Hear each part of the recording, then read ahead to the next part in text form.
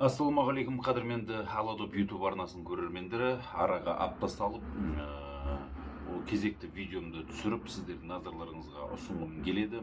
Қазақ футболында шын айтқанда мәселе көп екен. Қазір әр апта сайын бұл жолы қай мәселені, қай проблеманы көтерсем екен деп кейде басым қатып кететін жайлар болады. Рет-ретімен түсіріп, барлығын зерттеп, байыппен айтуға тырысамын.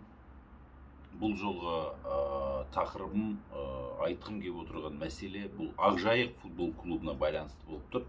Ақжайық футбол клубының чемпионатта өте нашар өнер көрсетуі, оның чемпионаттың турнирлік кестесінің соңында жүруінің себептері неде? Қазір команда 14 команданың ішінде 13-ші орында тұр. Бұл команда осы жақында ғана бапкер ауыстырды.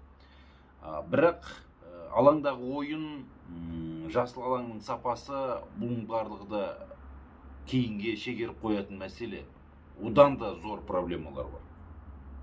Оралдық команданың басшысы Оралбай Жақсымбетов деген адам. Бірінші осы кісіден бастайық. Бұл кісі кәсіпкер ретінде тіркелген, бірақ көптеген қызметтерді істеген, Бенди федерациясында да істеген, әлі де істейді дегендей, оған да қатысы бар. Кәсіпкер ретінде осы клубты басқару шаруалары осы кісінің құзыреттілігіне өткен. Яғни Оралбай Жақсымбетов деген азамат 2023 жылы Ақжайық футбол клубын түгелмен сатып алса болады дегенде бір ақпараттар бар екен. Бұрын енді Самат Смаков Ақтөбеде осындай басқарушы болды ғой. Сол сияқты Оралбай Жақсымбетов те клубты, Ақжайықты түгел басқарады, өзі не істегісі келеді, соны жасай алады. Құқық бойынша сондай екен. Енді ол кісі өзі істегеннен кейін қасына агент шақырады. Бұл Игорь Бугаев деген Қазақстанда Ертісте, Астана, Тобыл сияқты командаларда ойнаған молдовалық шабуылшы. Барлықтарыңыз білесіздер.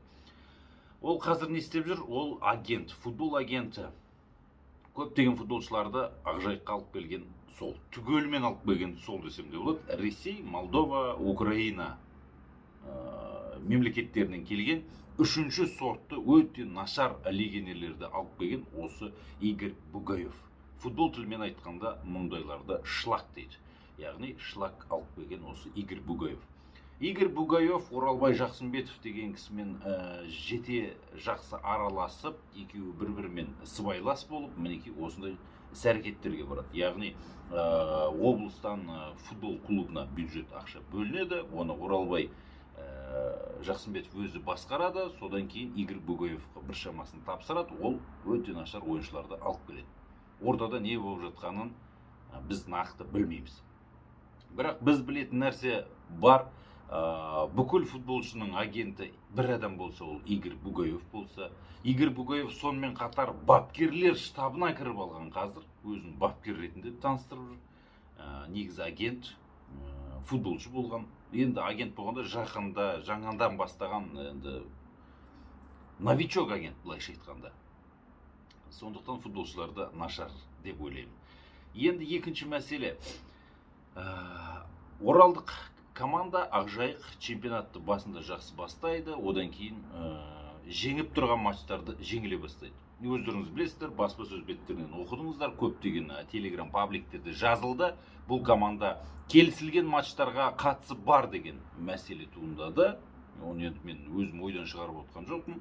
Және сол жерде мынандай қызық оқиға бар. Бұл команданың негізгі қақпашысы Степан Сикач деген молдовалық қақпашы. Бірақ ол Ресей азаматы ретінде тіркелген. Ресей азаматтығы бар адам ғой жалпы. Бірақ өзі молдованка. Игорь Бугаев та молдованка. Бір байланыс көріп тұрған жоқсыздар ма? Бар байланыс. Сондықтан болмайтын бір голдарды жіберу, қисынға келмейтін бір қимылдар жасау осы қақпашының қолынан келеді, және кейбір матчтар келісілген болуы мүмкін деген желеу тағылған еді баспасөз беттерінде. Соларда негізгі қақпашы рөлін осы Степан Сикач орындаған, негізгі қақпашы болған. Ол молдовалық. Игорь Бугаев та молдовалық. Біршама футболшылар кезінде Молдовада ойнаған, Ресейден келіп отыр, біразы Украинадан келіп отыр. Қазіргі Ақжайықтың бапкері қайдан? Ол да Молдовадан. Жалпы Молдова футбол державасы емес, оны ешқашан болған да емес, жақын арада болмайтын да шығар. Бұл мемлекеттің футболшылары бір талантты, дарынды болғанын мен ешқашан естіген де жоқпын, көрген де жоқпын. Еуропада ойнаған молдовалық футболшыны сіздер де егер білсеңіздер айтыңыздар. Естеріңізге түссе ондай ойыншы топ лигада ойнаған. Сондай мемлекеттен біз футболшыны бапкермен бірге қопарып тұрып тасимыз. Олар келісілген матчтар ойнаса, Ақжайық турнирлік кестенің түбінде жүрсе, бұл не болды сонда? Бұл қазақ футболының кәдімгі көз алдымызда өліп бара жатқан емес пе? Сонда Ақжайықтың жергілікті жастары қайда қалды? Өмірін түгеліндей кішкентай жасынан 7 жасынан футболға арнаған жас балалар Ақжайықты ойнасам екен деген арманы бар адамдардың арманы өлді деген сөз емес пе? Олар ешқашан ойнамайды Ақжайықта. Мен 100% гарантия беремін. Неге ойнайды олар? Өйткені молдовалық ойыншылар тұрғанда. Молдовалық адамдар бір-бірімен байланысқа түсіп, бапкер, қақпашы, агенті, бапкердің ассистенті бәрі молдовалық болса, олар расымен менде қазір күмән еді. Күмәнім көбейіп бара жатыр. Я келісілген матчтар ойнаса ойнаған да шығар. Оны кім біліп жатыр, Өйткені бәрі бірдей сыбайлас болса, бәлкім жасау да мүмкін ғой. Жасамау да мүмкін. Мен нақты айтып отқан жоқпын бұл жерде. Ресми факты дерегім жоқ, сондықтан шамамен айтып отырмын. Өзімнің пікірімді айтып отырмын бұл оқиғаға. Енді екінші мәселе Ақжайықтың ойындарды қайда өткізгенін қараңыздар. Жасанды алаң, мақұл, ол жақсы. Өзінің стадионның жасыл алаңын көрдіңіздер ме? Өткенде кубок ойындарында көптеген журналистер осыны жазды. Масқара, жұлмасы шыққан, кәдімгі көктемде түлеген иттердің жүні сияқты әр жерден бір-бір жұлмаланған. Масқара емес пе енді? Осындай әрі проблемалар бар. Бұл мәселелер қашан шешіледі, оны кім шешеді? Жалпы әкімшілік бұл мәселені шеше ала ма? Өйткені бір адамның қолында ғой, Оралбай Жақсымбетов деген кісінің. Ол кісі өзі біледі.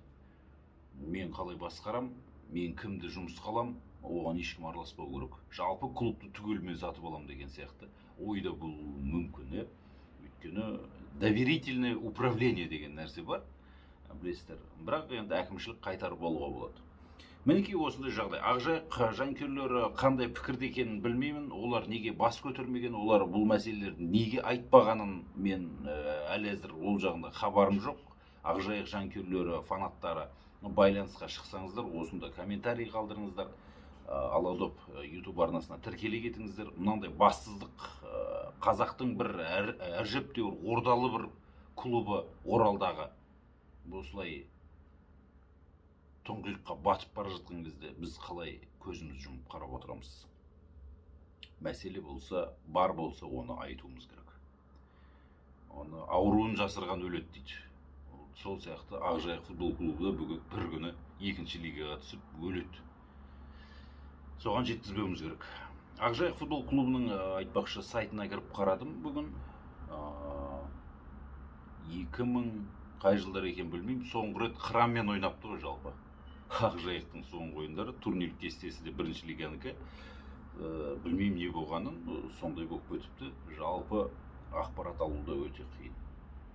Мінекей, молдовалық клуб Ақжайық туралы азды кем айтқан білгенімді ақтардым сіздерге.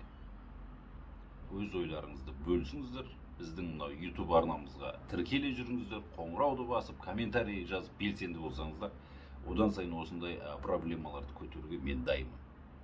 Сау, сәлеметте болыңыздар.